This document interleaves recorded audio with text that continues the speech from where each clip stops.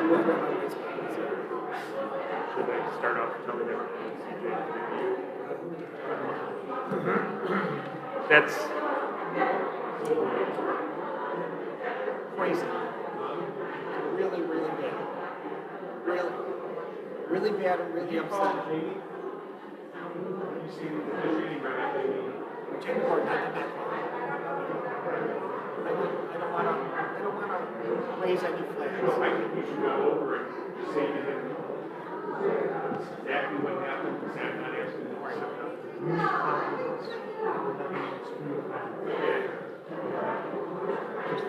Wait a second, you never sent me the link. You didn't send me the list.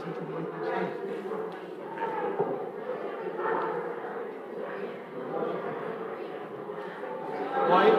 Okay.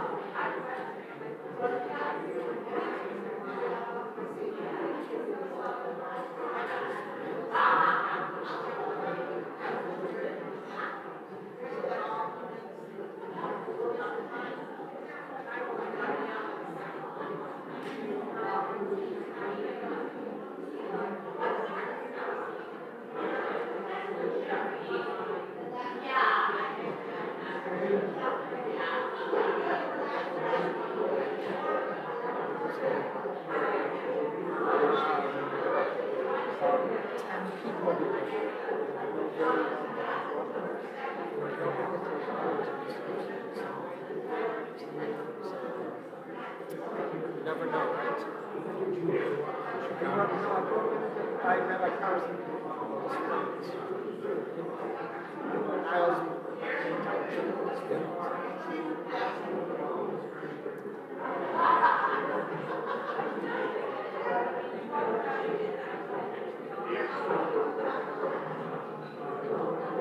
That's how I became friendly with Rabbi Kaganoff, and he hired me to take over the region because our youth mission has gone to nothing to be a rabbi.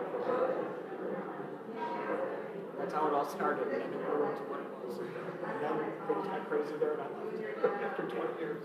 You still in the door? No, that was stolen. It's a crazy story. I'll tell you about that sometime. 5 families, reforms.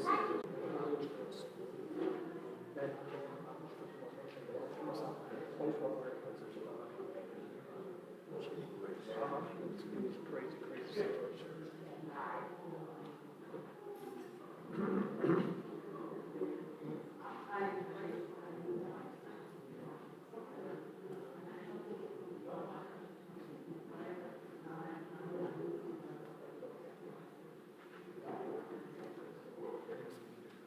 Come down there, okay.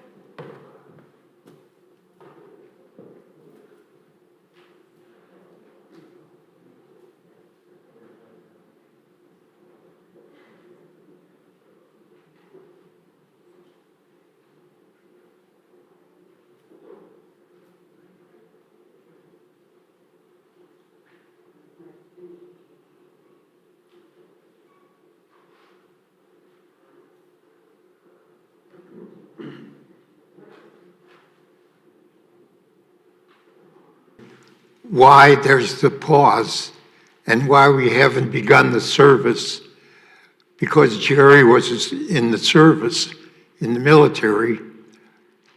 We're going to have an honor guard come, fold the flag, and present it. Okay, so before the Jewish service is the military service.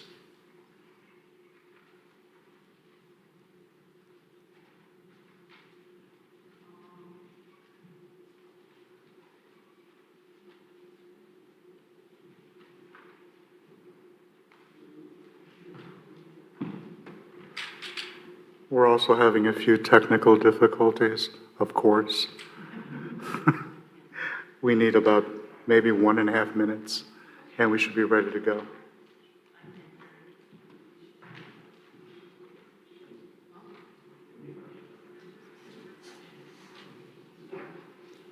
If you're wondering why I'm sitting, it's because I'm old.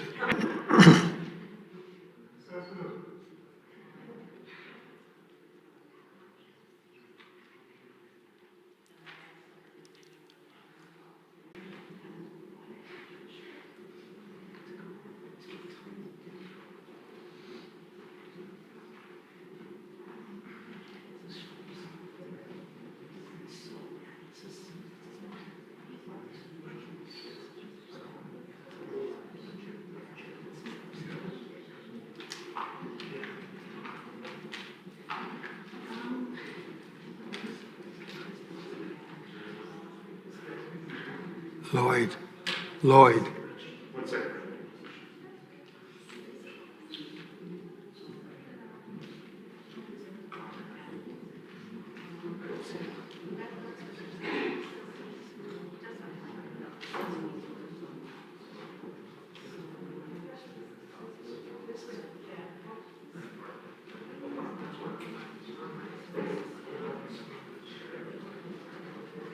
Ladies and gentlemen, if you have family or friends that you know are watching the service, we had to set up a second live stream. Just go back to the main page on this.com. You can text them.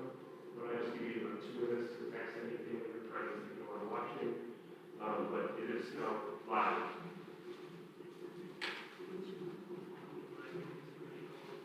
You'll use this one.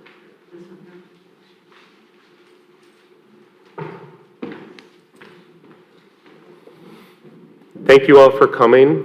Thank you to the people that are online with us right now. The service for Jerome Berkelhamer is going to be conducted by Rabbi Victor Weisberg, and Rabbi Doug Zeldin will be doing the interment service. And before we start with the service, the honor guard from Fort Leonard Wood will be coming up to give Jerry proper honors. If you're able to, please rise and you can put your hand over your heart while taps is being performed.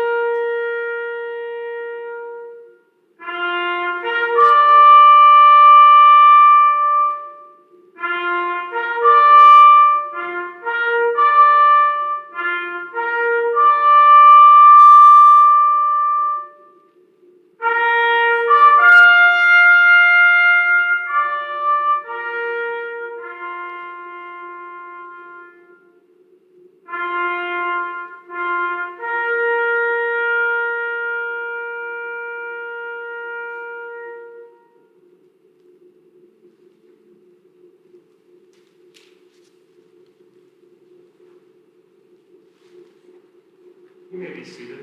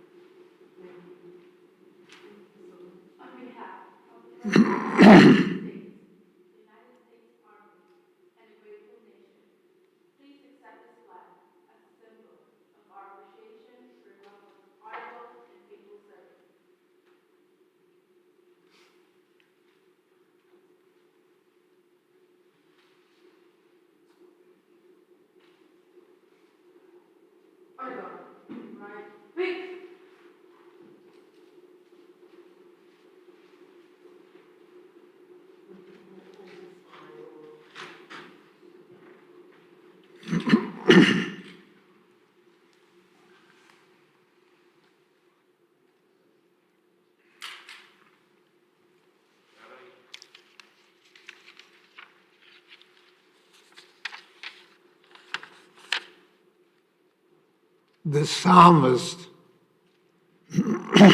asks a question. Adonai ma'adam v'teda'ehu, ben enosh v'tchashvehu. O Lord, what is man, or the son of man, that thou makest account of him? Man is like unto a breath. His days are as a shadow that passeth away. In the morning he flourisheth and groweth up, and in the evening he is cut down and withereth. Thou turnest man to contrition, and sayest, Return, ye children of men. Oh, that they were wise, and would consider their latter end. For when man dieth, he shall carry nothing away, and his glory shall not descend after him. Now, the word glory is from the King James edition of the Bible, and it's a great edition. However, the word in Hebrew is better.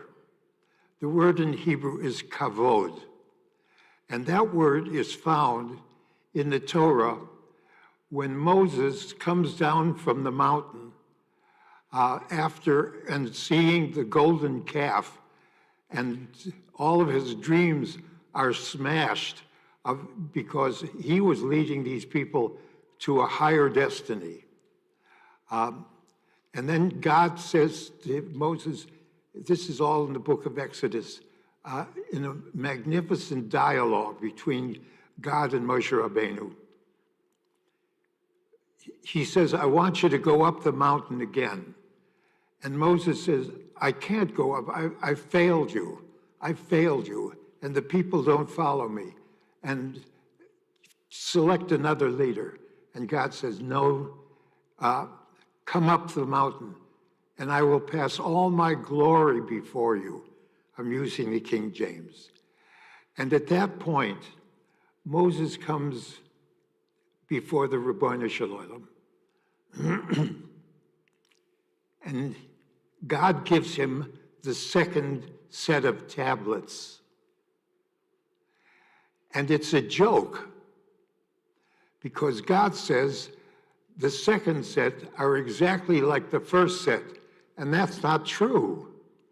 The second set has the following: Adonai, Adonai, El Rachum v'Chanun, Erech Apayim v'Rav Chesed ve'emet.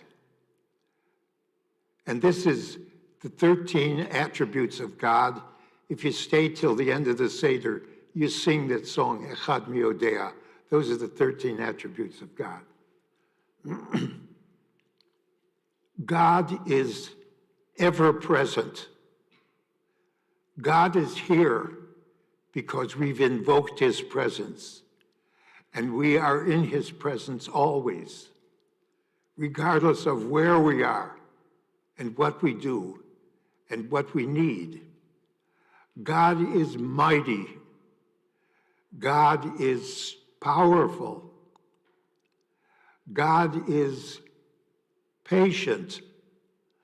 God is merciful. God is kindly. God is true. God is forgiving of iniquity, transgression, and sin, and granting pardons. And those are, I don't know, I can't remember all of them immediately, but those are the 13 attributes of God. And if you come to shul on one of the holidays, we open the ark and stand to hear that revelation, because that's what Moses wanted us to understand about the personality of God as we portray that personality in being patient and kind and forgiving and encouraging and loyal and friendly. It's what makes us divinity. Mark the perfect man and behold the upright, for then the end of that man shall be peace. The Lord redeemeth the souls of his servants, and none of them that trust in him shall be forsaken. Now you have the 23rd Psalm in a little handout. Before I recite it in Hebrew, I want you to understand why the psalm is so personal and beloved.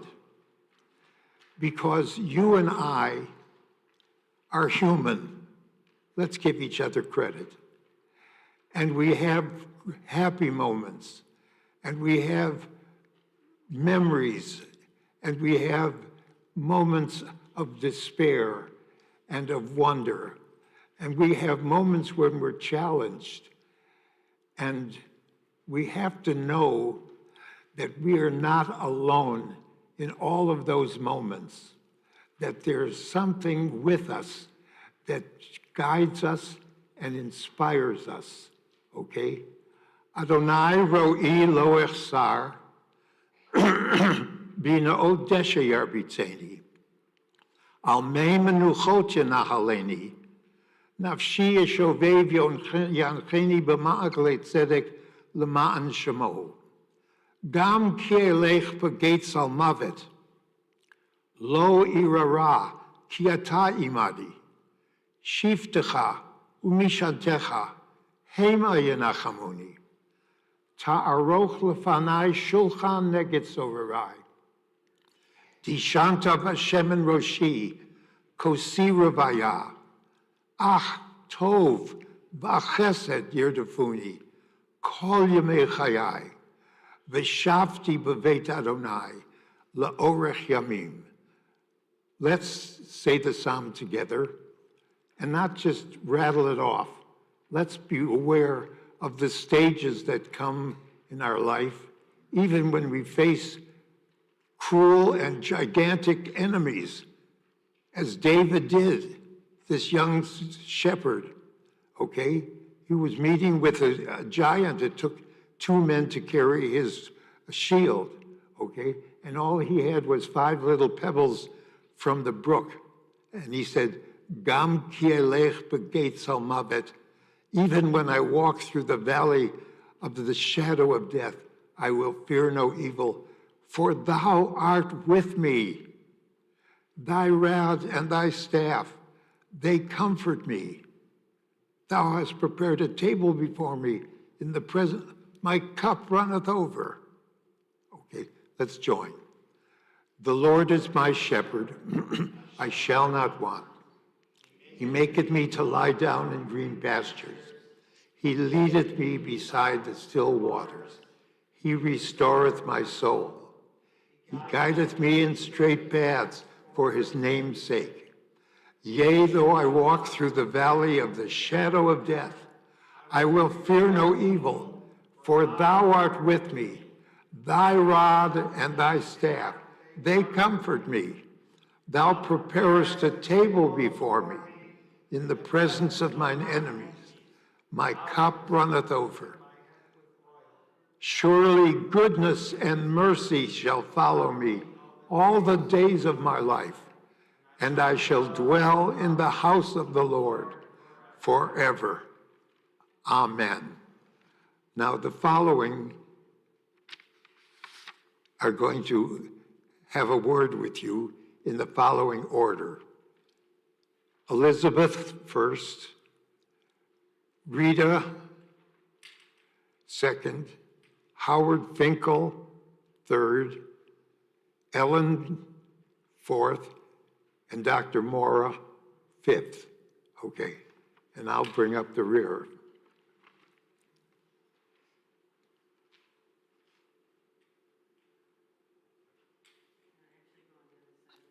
And by the way, Rabbi Doug Zeldin is co-officiating today, a beloved colleague and friend.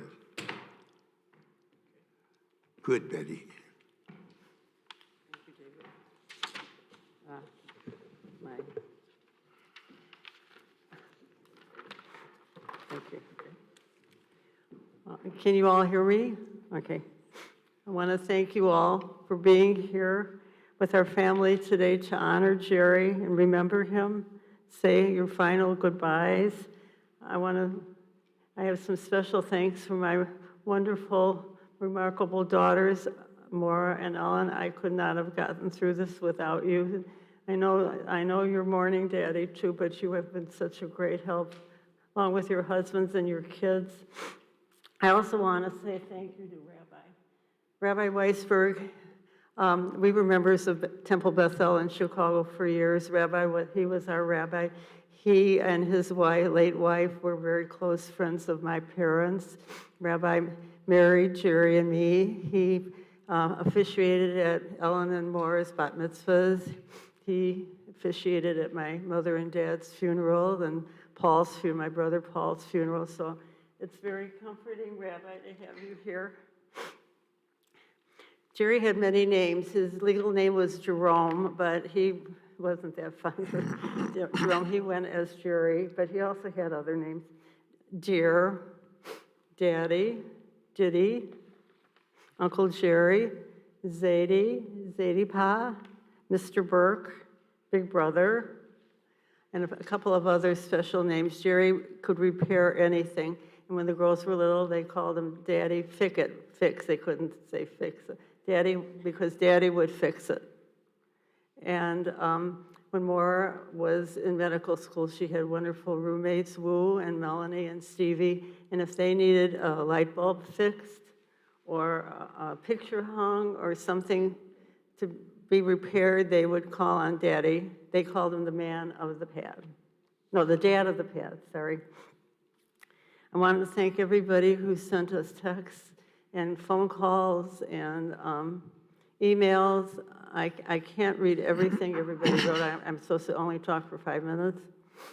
But I want to read some of the remarks and condolences and sympathy words. First of all, BJ, a friend of Ellen's, wrote this. I've known your dad for the majority of my life, and for all that time, he was eternally cheerful, kind, and a joy to be around. He brought you and more into the world and helped shape who you are. So while he will be missed terribly, he leaves behind a beautiful legacy. And from our dear friends, Carlos and Eddie, who couldn't be here today, but they're part of our family. They said Jerry was a kind and caring individual and a true gentleman. He was a person who could clearly serve as a role model for all. He was devoted to Elizabeth, always spoke lovingly about his girls and grandkids. Cousin Karen said he was a gentle and beautiful person who I always remember smiling and happy. And Cousin Cheryl said a wonderful and kind man who had a beautiful smile that lit up the room. Our nephew Colum said Jerry was as nice a man as I have ever met. May he have a bed in heaven. Sam, Jerry's buddy for 80 years, boyfriend for 80 years, remembers how much fun they had playing softball in the alley between their two apartment buildings and at Darwin School in the playground. Jerry had a long and happy life. He grew up in a loving family and was a special big brother to Rita and Joyce. He had a long and beautiful marriage and 2 wonderful daughters, 3 remarkable grandchildren, and 2 special son-in-laws, and a lot of wonderful friends. We got to travel to Shaker Heights in Minneapolis for bar and bat mitzvahs, for Ethan's band concerts, and Ruth and Emma's plays, and for birthdays and graduations. We were subscribers to the Chicago Symphony, the Lyric Opera, Shakespeare Theater. We were members of the Art Institute and the Botanic Garden. So we got to experience all of that together. We traveled to several states, Canada, Europe, and South America. When we were in Poland, got to go to Tarnow, where his father was born. And so we couldn't, it was Saturday, so we couldn't go in the cemetery and look for gravestones with Berkelhamer, but he got to stand in the city where his father was born. We celebrated Hanukkah and Thanksgiving one year in Rio de Janeiro when Emma and Ellen and David were living there. We traveled with our dear friends from California, Jan and Lyle. We went to England, Scotland, Wales, and France with them. Now, a lot of you know Jerry had a great interest in cars. All right, if we were multimillionaires, we would have had at least one antique car in the garage. He collected model cars. We had this huge collection in our family room, and when Ethan and Emma and Ruthie would come, he would say, pick a car, take a car, take a car home. He had beautifully illustrated books about cars. I want to thank Debbie and Ari for when they visited Jerry at the nursing home. They brought him 2 gorgeous books, which he really enjoyed reading and discussing with me. So when we went and Moore and I went to make the funeral arrangements with Lloyd, and Lloyd said to us, well, he says, we got 2 hearses. We've got the regular one, and we've got an antique car, a replica of an antique car from the 1930s that we've turned into a hearse. Well, you know which one we chose. And Jerry's going to get his last ride in an antique car. So when our girls were little, they would make up plays and invite us to the performances, and they called it the Happy Sad Theater. So I feel like I'm at a Happy Sad Theater today. I am very happy that I got to be with the love of my life for 62 years. I'm very, very sad that he's gone. But I'm thinking, what if I had never met Jerry? I wouldn't be sad today, but then I would have missed out on a beautiful life with a wonderful man. So I want to say this to Jerry. I will always love you to infinity and beyond, and you will live in my heart forever. Thank you, Elizabeth.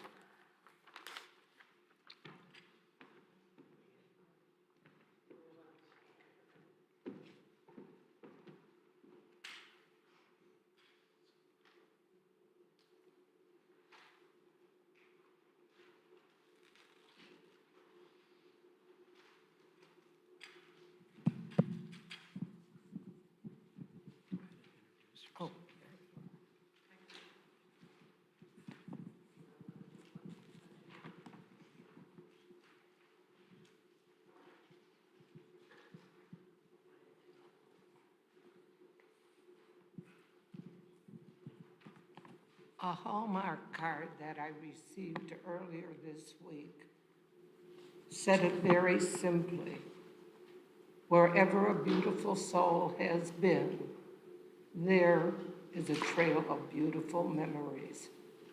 And this is very true for my brother Jerry. I gotta ask you to hold the mic up. Oh, okay. Here, I got it better way. Sorry about that. My bad. Just do it this way. Technical.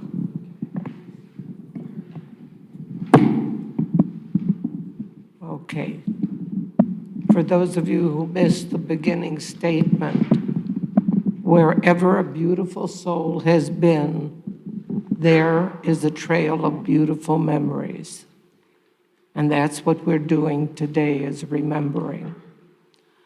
One of my first memories, I must have been about 8 or 9, has to do with Jerry's bar mitzvah. No CDs, no DVDs, no jump drives, nothing of that sort existed for him to record a portion to study. What did exist was what they called a reel-to-reel tape. It was big tape. My parents somehow got hold of a large, bulky player, and I got at it before Jerry did. I set it up and was able to show him how to work it. His thank you felt very good. Elizabeth mentioned about Jerry's love for cars, and that started in his childhood. We traveled a lot as a family, and Jerry would sit in the middle bench seat of our station wagon with his bare feet sticking out the window, waving as we drove along. We had several station wagons over the years, and some of you may remember the first ones had real wood trim.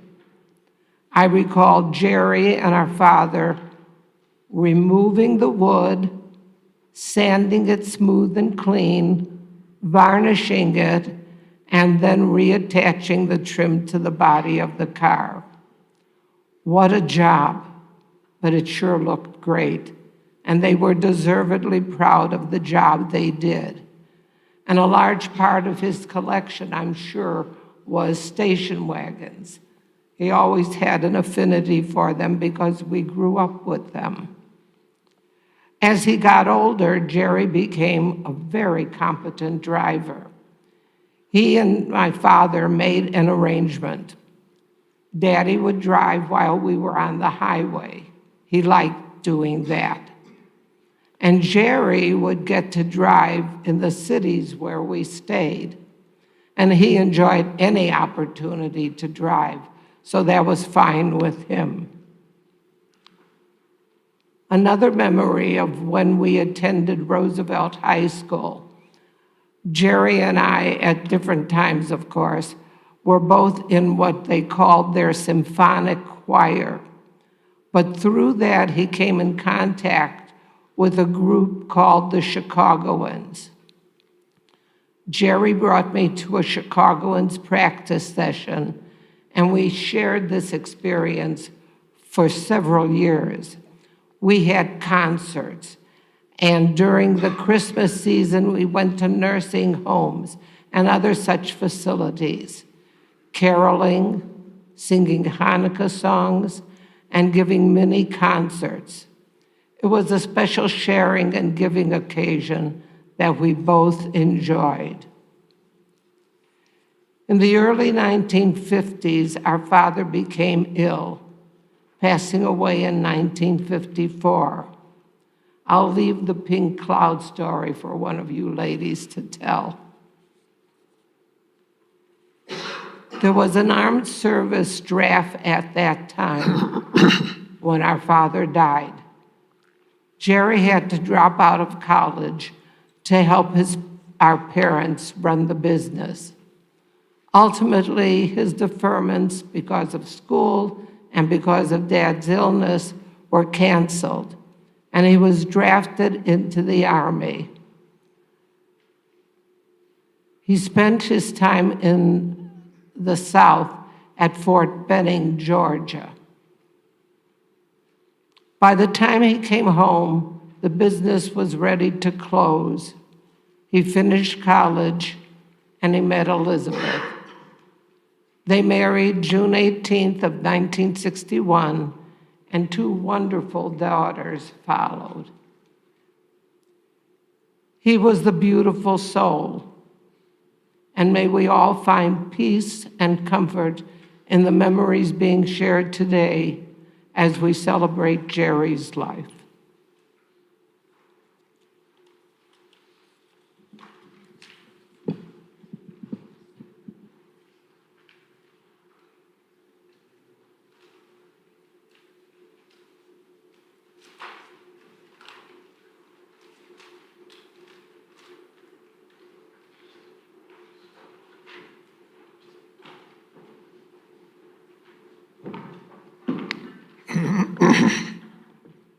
I'm going to read the words of Howard Finkel, my father's first cousin, very close cousin, who was unable to be here today.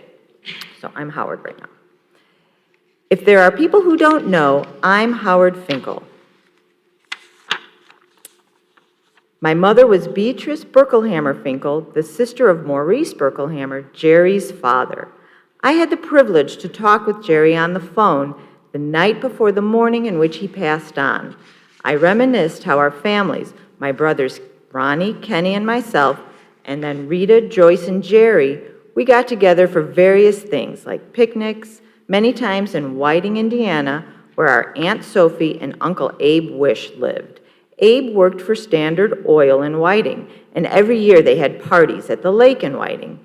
And we would be together crossing the many, many railroad tracks there, having a lot of fun. Many times in Whiting, we'd come see Aunt Sophie and Uncle Abe and maybe have fish from Phil Schmidt's. On our way back home, we'd stop and get smoked fish at the Indianapolis Boulevard Bridge going back into Illinois. I tried to reminisce with Jerry the good times we had together when Jerry and myself came back from our service in the military. He was stationed in Georgia, and I was stationed in Germany, and we decided we would take a trip together. It was in 1957. We decided to take a trip to the East Coast to New York. In doing so, we thought we would look up our friends from the military, which we did. The reason we were heading to New York was I heard music from a new musical when I was walking the halls of the school where I taught.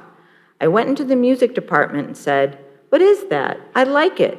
And the teacher said, "It's a new Broadway hit called West Side Story." I bought the record, Jerry and I listened to it, and Jerry said, "I like it too." So we sent in for tickets for West Side Story. We went and had a good time. I told Jerry, "You're putting up a good fight. We've been fortunate, both of us, in reaching the ages we are. You're 90, I'm 92, I'm hoping to make 93, and you're trying to make 92. We are fortunate that we had so many years with birthdays and so many years in our marriage. You have 61 and a half, and I have 62 and a half. Many people never reach that. I was told you were smiling and at peace in our discussion about life, and I was so happy that we communicated by phone. I love you, and God bless you." And now I'm going to be me. I have to switch. So many of you know that family was the #1 priority for my father his whole life. Not only his love of family, but also his interest in his family's history. It's from my dad that I get my own interest in family history and genealogy. This interest was piqued by years of listening to my dad, my aunts, my bubby Mamala tell stories about my grandfather Maurice and my great-grandfathers Chaim Berkelhamer and Hyman Swizlowski, 3 men I have never met, but whose presence nonetheless looms large in my memories.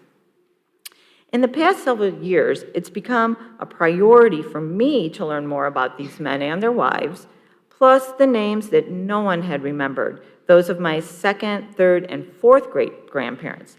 I felt strongly about telling my dad about these people so that he could learn their names and so that they wouldn't be forgotten.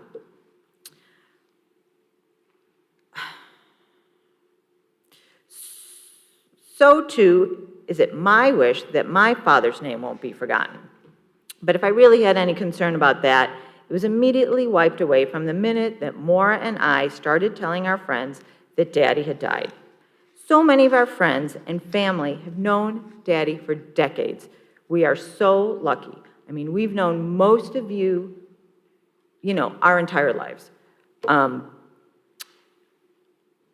And you all had very specific memories to share with us, and my mom shared some. The very first friend to send me a condolence reminded me of just this, that they had known my dad their entire life, and that Daddy was always so kind and cheerful. Then there's the cousin who recalls meeting my dad when she was a young girl of 4 or 5, and my dad was in his Army uniform, and she just immediately fell in love with him, this man in uniform. and also the cousin who recalls my father's very intricate and precise way of giving directions to be sure you knew how to get someplace. You did not need GPS with Jerry around. Then there's the neighborhood friend whose family owned the local grocery who recalled that Daddy was such a gentleman and a loyal customer. And the grade school friend who reminded me that Daddy taught her the Hanukkah blessing and let her light a candle on our menorah. And the high school friend who has vivid memory of Daddy rescuing us from the side of the road in Peatone, Illinois, after our station wagon broke down on the way home from visiting Moore in Champaign. No questions asked. The sorority sister who remembered her first visit during college to my family's home and how welcoming my dad was to her. And the friend I've known since our young adult days in Chicago who reminded me how fortunate it was that Daddy got to know his grandkids so well and that they know him. The granddaughter who told me that her introduction to logic puzzles came from sitting on her Zadie's lap while he was doing his word search puzzles. And my lifelong friend who always referred to my dad as Diddy, because that's how she knew him, having heard Maura and I call him Diddy. "How is Diddy?" she would always ask. "Tell Diddy I say hi. What can I do for your mom and Diddy?" So in the weeks since Diddy has died, so many folks have reached out to us to share their condolences and memories and to tell us how nice of a man our father was. And we take great comfort in knowing that his name absolutely lives on in the memories of so many people and that he will not be forgotten. Thanks, Ellen.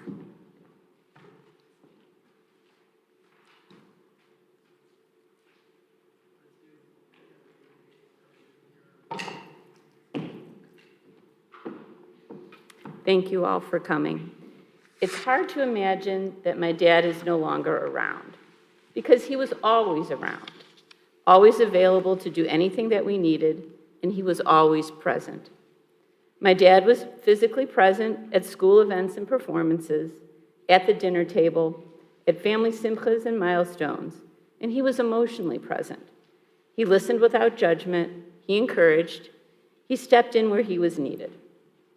He was available to assist with tasks big and small. My sister and I called him Daddy Fix-It, because when a toy was broken or something was not working right, we heard our mother say, "Daddy will fix it." Not only was my father handy with tools, he stained and refinished furniture, he painted the walls, laid tile and wallpaper in our house, he spliced and repaired precious old family movies and audio tapes. I loved to watch him fix things. In college, he was announced with "man on floor" as he carried heavy boxes and suitcases upstairs when assisting with our moving or visiting with food items and clothing from home. In medical school, my roommates called him the dad about the pad when he changed light bulbs, hung closet shelving, and delivered groceries. Until the day I was married, he picked up my laundry and delivered it back to me clean. That's the epitome of being available. By relieving me of that time-consuming chore, he gave me time to study for my exams and my medical boards. He was present in the lives of many family members and friends. In return, he received the love and admiration of many. My dad is still around. He's in here. The faces of my children, and present every time we are available to help another person. There's a well-known story in the Berkelhamer family about my dad's father and mother, Maurice and Jeanette Berkelhamer. The night before Maurice, my grandfather, passed away, he tried to reassure my grandmother by telling her about a dream he had. The story goes that Maurice said, "Jeannie, don't worry, it'll be okay. I had a dream that I was dancing on a pink cloud." When my dad, his mother, and sisters left the hospital that night, the night that Maurice died, the evening sky was full of pink clouds. Many years later, after my dad's mother passed away, when there was a particularly beautiful sunset reflected in the clouds, my dad would comment that he thought of his parents dancing on those clouds. The evening my father, my Diddy Jerry, your Jerry, passed away was unusually warm with a vibrant sunset. No sooner did I pull out my phone to take pictures of the beautiful pink clouds in the evening sky, my Berkelhamer cousins each texted me that the clouds were pink across the skies where they lived. My dad is present in our family's connection with each other. My dad, Jerry, can always be present with us when we give our time and our love to others. And whenever you see a beautiful sunset full of pink clouds, we want you to think of your loved ones who are no longer with you, and of my father, Jerry Berkelhamer. Thank you, dear.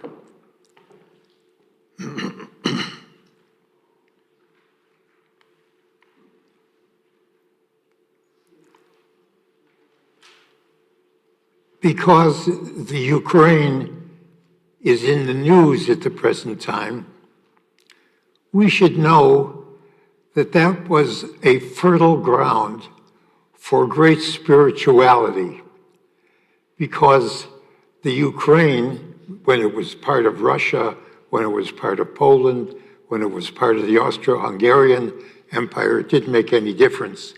The Jews lived among their fellow Ukrainians, okay, Galicianers, whatever you want to call them.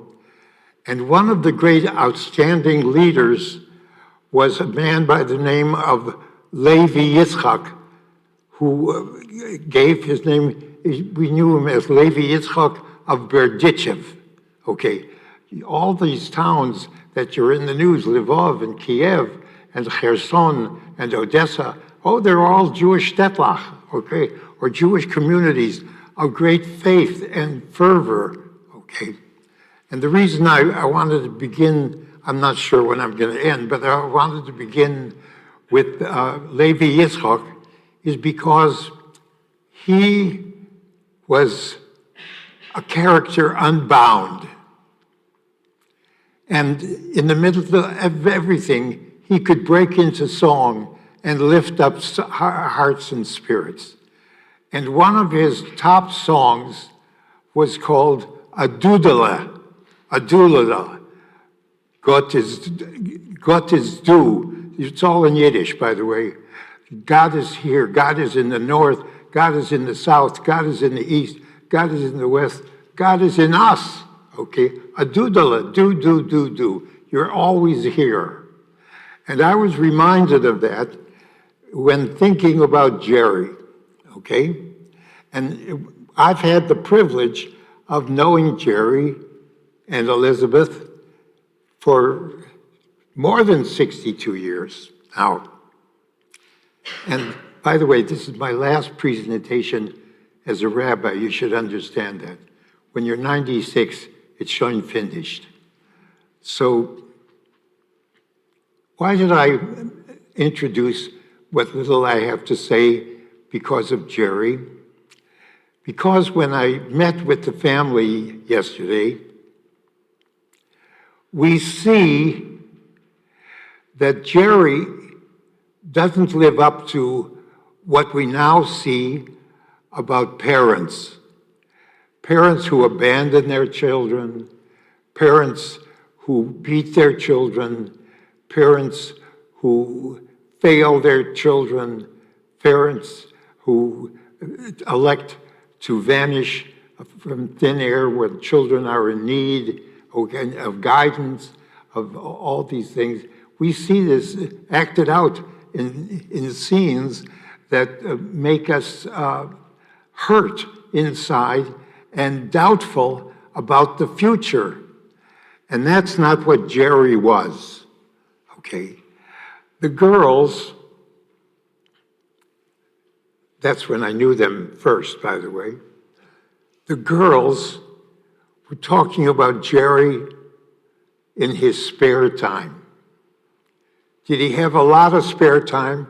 No, he was a hard-working fella. But he made, whatever Thursday, he made into Holy Thursday. Now you can tell I'm a Reformed rabbi. We know about Lent, we know about St. Patrick's Day, and we know about Jerry and Holy Thursday, okay? We didn't turn the river green, but he had a way of making the day great, okay? He would take his kids out of school and treat them into the most plebeian things that became memorable and cherished and loved and grateful. That in the middle of the school day, instead of having a school lunch, he took them for a fluky, he took them for a hamburger, okay? But you know, he took them for a time with himself. And he took them when they were least expecting a surprise and the presence of somebody who all of us look for. You know, I had a father and I had a mother. Those surprises and things, those are the things that we remember best.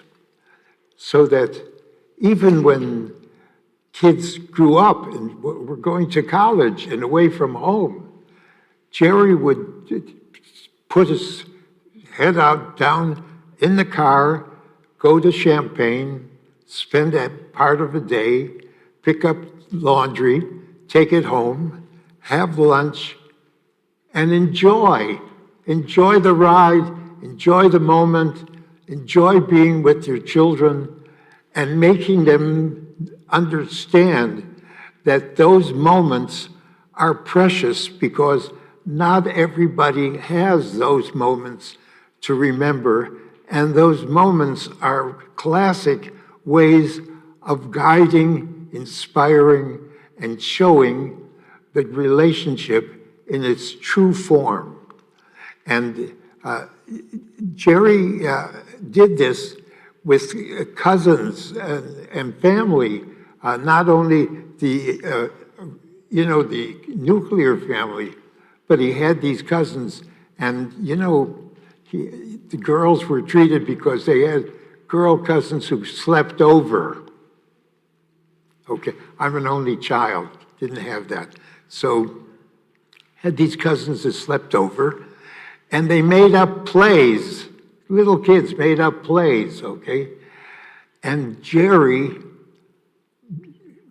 presence made sure that those plays were 4-star, that they were memorable to the actors and to the relationship between the family as a whole. And the Jews are strange people, because if you were at the Purim Spiel or at the Megillah reading, you know this, that Haman said, oh, there lives a people among us who has a law all their own, okay? Jerry was raised in a family that I'm not sure that they could read the English paper to read about violence and killing and abandonment and divorce and double dealing and all this kind of thing. They lived, first the Zeta lived in Cicero, Illinois, okay? And, there weren't that many Jewish people living in Cicero, Illinois, then or now. So the family was a unit, okay? There was the head of a unit.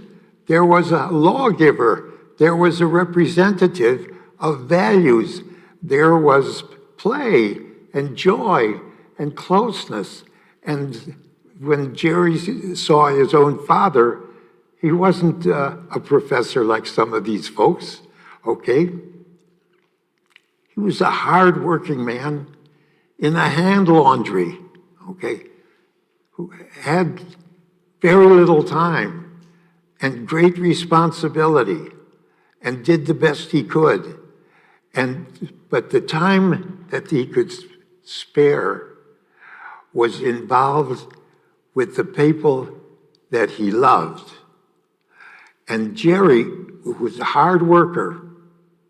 He was working, whether it was baby goods, whether it was linen, whether it was, but he was always serving people.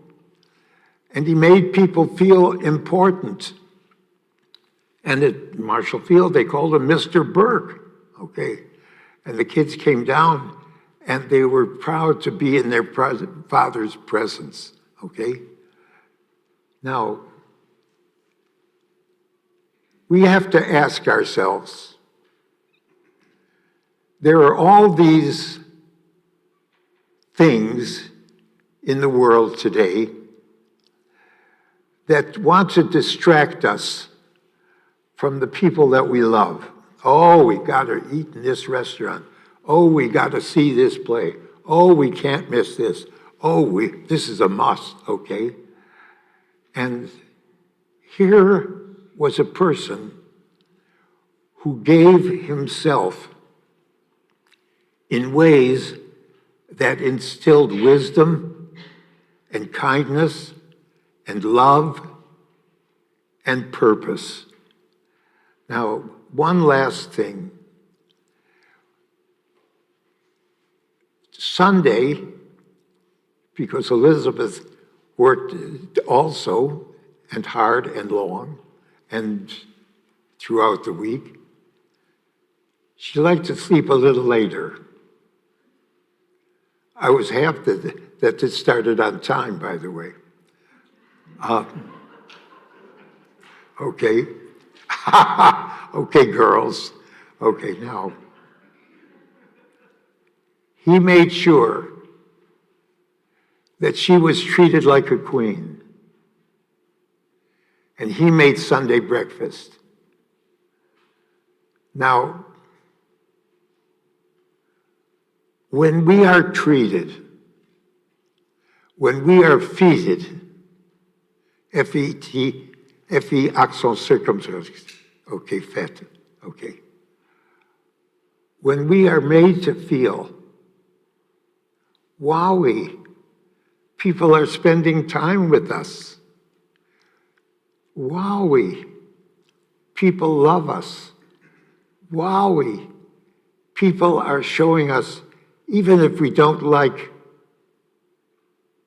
chou-fleur, you know, okay, what do you call them in English? Okay, what do you call those little,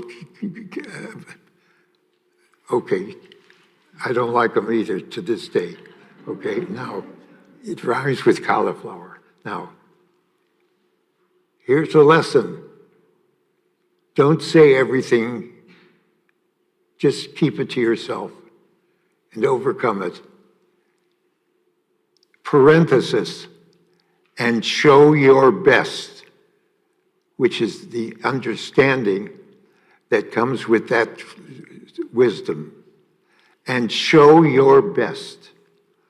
Now, did Jerry win a Grammy? Did Jerry win an Oscar? Did Jerry win a this, that, and the other thing? The answer is, of course he did. Of course he did. Because in his world, his performance was beautiful, was loving, was sincere, and was generous. I want to finish with one last story. Jerry, as a youngster, collected things like all of us did, okay? His penchant was for little cars, model cars, so that when kids came over to the house, he had a little something of his own that he liked, that he enjoyed, that he shared, okay? That he shared. I'm going to tell you a last story. I had a bubby. And at the end of my bubby's life, I came to the Jewish old folks home in Cleveland with my older cousin Jacqueline from Rochester, New York. And we brought my Bubby a milkshake. And she was beyond recognition. And my cousin Jacqueline said, Bubby, we brought you a milkshake, your favorite thing. And my Bubby took this milkshake, he was just in bed, and she said to Jacqueline, nah, dear, take it for yourself. Nah, dear, okay? And my cousin, she's 99 years old, by the way, she's my older cousin. She and I still remember that day, okay? Because even in her old age and without recognition, was kind and sharing. And now I'm a big shot. 2 PhDs, oi, oi, oi. But I had a Bubby, okay? And she raised me to appreciate kindness. You know, I know that a funeral service is an expression of grief and remembrance. That's a mistake. A funeral service is to capture our thoughts and see what we choose to make and keep that we want with us, whether it's a toy automobile. Remember Orson Welles, it was Rosebud. We want to keep something with us that we hold on to. And because we're Jewish, we want to pass it on. And we can only do that when we show our true self. We're lucky to have had Jerry all these years because his gift to us was encouragement, enjoyment, love, kindness, self-sacrifice, and make it pleasant and good. Two last words. One to his friend from boyhood, where they used to go to the symphony as a couple, 2 couples together. I'm a stranger. I lived in Cleveland growing up, okay? Left childhood behind. It's hard to leave childhood behind. Jerry was successful in making friends in childhood and carrying them through to the very end of his life, a gesund of him. Jerry was successful in making sure that his children and his loved ones could remember with pleasure and gratitude and sweetness somebody, Mato Baruch. May his soul ever be blessed. Amen. Let's all rise, please.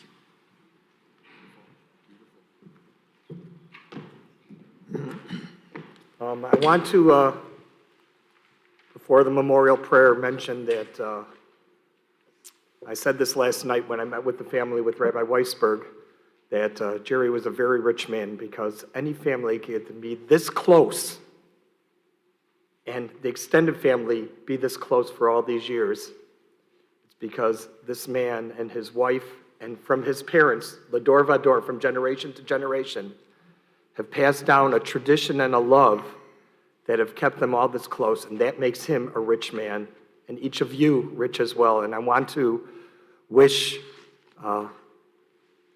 Elizabeth and Rita, as well as everyone here, and Rabbi Weisberg, only good health, Bisutran Svansik, at least till 120. He says this is the last time he's doing a service publicly. I'll tell you, he's going to be teaching and doing things for many more years, and we wish it all to be in good health. And what a great honor to get to know this family, and they don't even know this, but your nieces are childhood friends of mine and my neighbors growing up, and I'm so honored that I'm here with them today.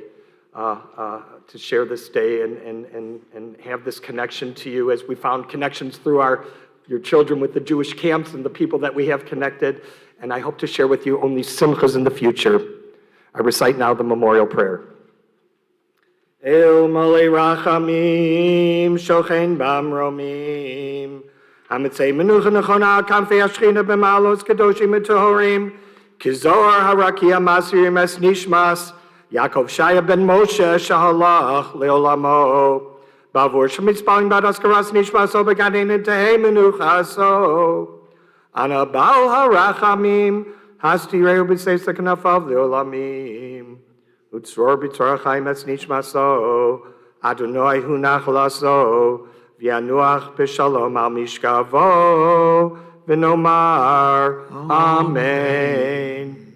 O God, exalted and full of compassion, grant perfect peace in your sheltering presence among the holy and pure, to the soul of Yaakov Sheb ben Moshe V'Shena Bela, Jerome Sheldon Berkelhamer of blessed memory, who has gone to his eternal home.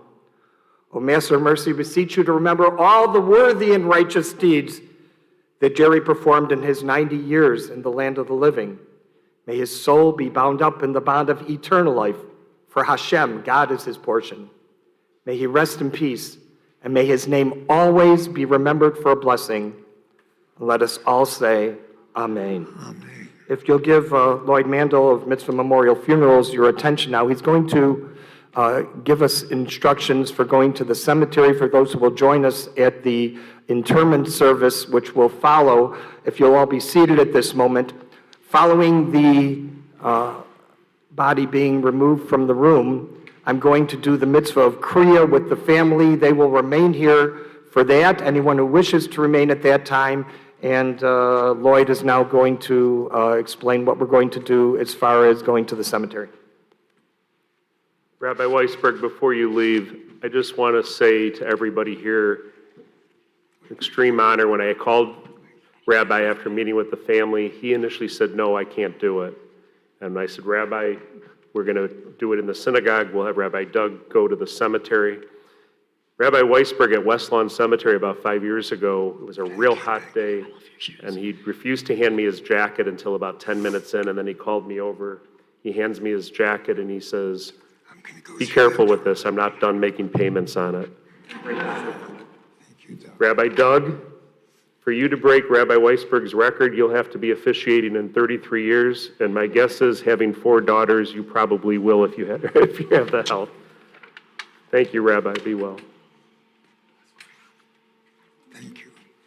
96 years old. You've witnessed something incredible, and we should all have a mind like that in our 90s. So, about the funeral, we're going to have Go the to the interment at washroom. West Lawn Cemetery. For safety reasons, Wait, you have to get this. the procession,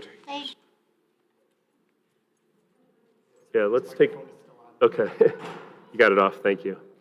For safety reasons, only the family is going to follow the hearse. We have directions out in the lobby on how to get to West Lawn, and giving us, it's 11:43 right now.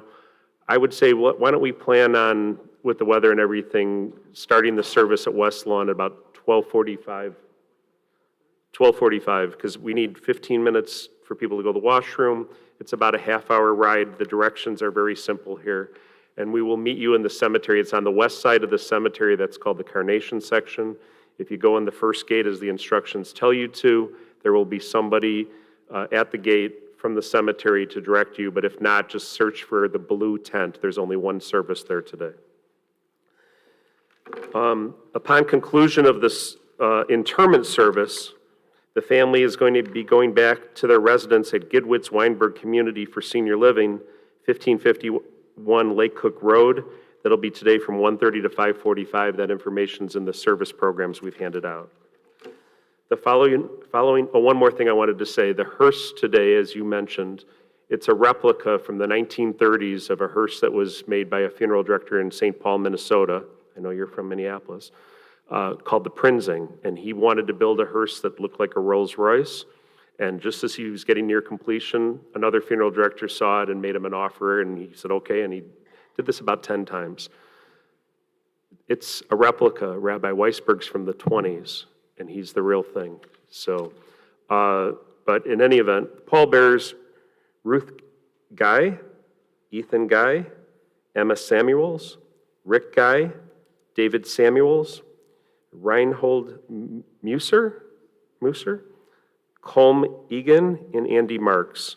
At this time, if everybody would please rise, and if the pallbearers would come forward, we're going to take the casket out this door.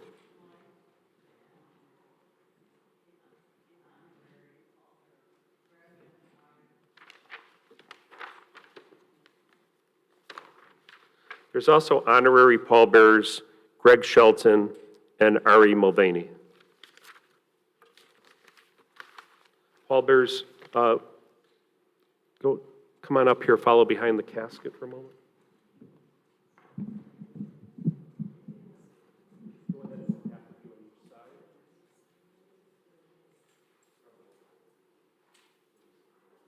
The family will remain for the Kriya.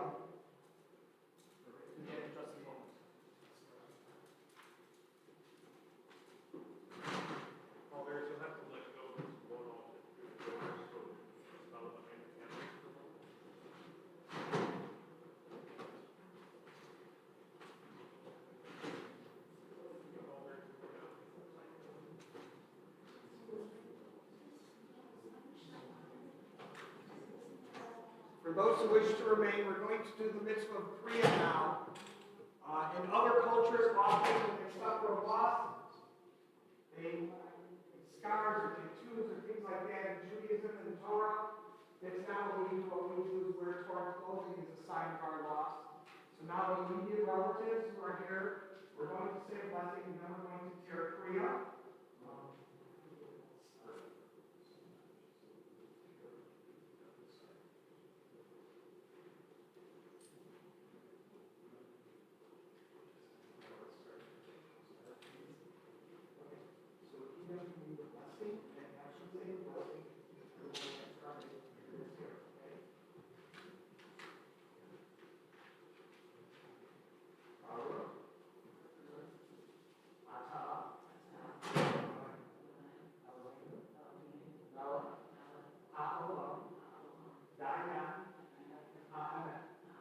Everyone else, we answer, Amen.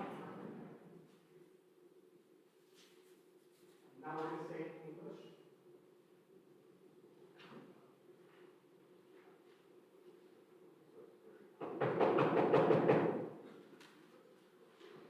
We'll say it in English. Blessed are you, Lord our God, King of the universe, whom we accept to be the true judge. And we all say, Amen. This is performed during the entire week of Shiva, except on Shabbat. And even though Shabbat counts as a day of Shiva, we don't observe any morning rituals during Shabbat, or when we prepare for Shabbat. So today, approximately 4 o'clock, approximately an hour and a half before Shabbat, Shabbat starts at 5:30, they get away to 5:30. We take off our Kriya. That's the end of Shiva for today. Then, tomorrow night, after 7 o'clock approximately, when Shabbat's well over, we put the Kriya back on, after a bell time actually, but we put the Kriya back on, we wear it for the entire week of Shiva. Today is Friday, which means Shiva ends on Thursday in the coming week. On Thursday, after you're wearing your Kriya for 1 hour, Shiva ends. Thursday, Shiva ends after 1 hour on the 7th day. Then after we take it off, it's traditional to take a walk outside. When the weather's nice and you're healthy enough and able to, for the two of you especially, walking around the block is appropriate. If it's not nice weather, just walking across the street is okay. For the two of you, just going out on the sidewalk. No, I'm being serious. Just going out on the sidewalk, is acceptable, because the idea is going out on the public way to show that the week of Shiva is over without the Kriya. But for the two of you, be very relaxed, however, the weather. And then, of course, for the two of you, the wife and the sister, the mourning period ends after Shloshim, after 30 days. But for children, it goes on for an entire year, with 11 months of Kaddish, whenever you're at the same Kaddish, during the first 11 months, and then we wait the last month for the outside at the end of the mourning period to say Kaddish. And ladies and gentlemen, we're all going to go to our cars now. We'll see you at the cemetery again, 12:45. We're going to start the service at the cemetery at the graveside. And I pray as we come together today to Berkelhamer be with us, the graveside committee says, I hope to see you all this